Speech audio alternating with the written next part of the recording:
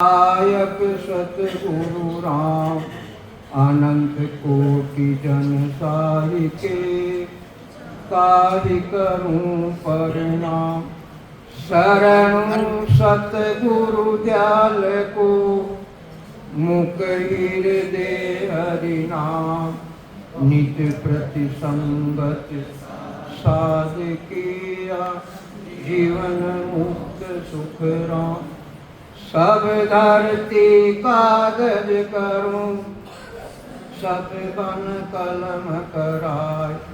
सात समुंदर जारी करूं श्री सतगुरु गुण लिख्यान जाय। समान राम राम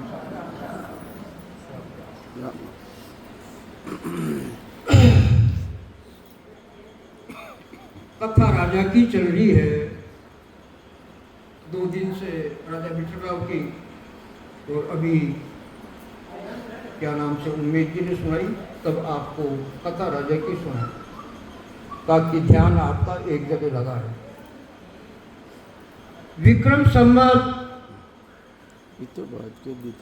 1861 की साल यानी आज से 220 साल पहले की घटना है। अनंत श्री सतगुरु सुखराम जी महाराज अपने परिवार के सहित गाड़ी बैल के साधन से मारवाड़ से रवाना हुए। सबसे पहले तालनपुर पधारे और वहाँ राघोदास जी महाराज बड़े भारी महान पुरुष हुए।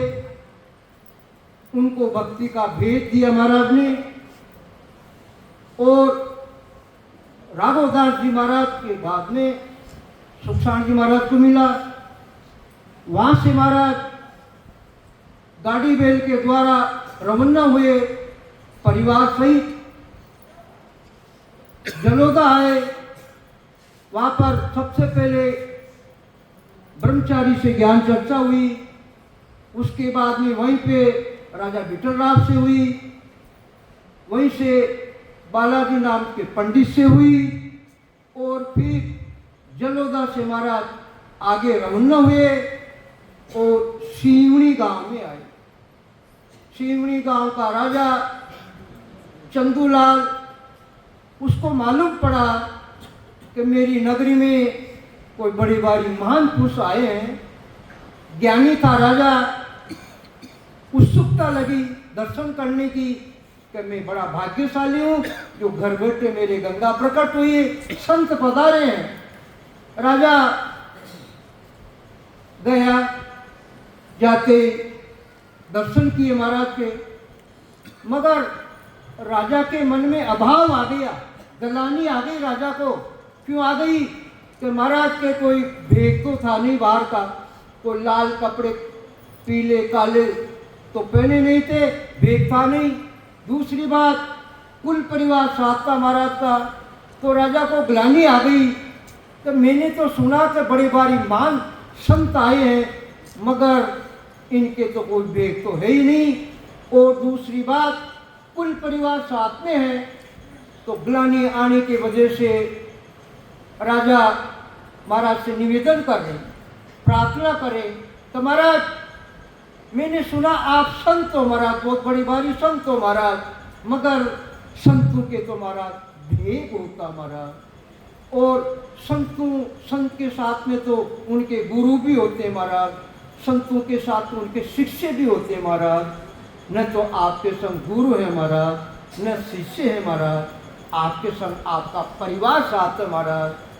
तो ग्लानि आ गई राजा को, तो निवेदन कर रहा महाराज से कि महाराज कारण क्या महाराज, कैसे संत महाराज, मुझे समझाओ महाराज, मेरा भरम मिटाओ महाराज। मेरे घर में भरम पैदा हो गया, आपके दर्शन करते ही भरम पैदा हो गया, क्योंकि बाहर का भेद नहीं है महाराज।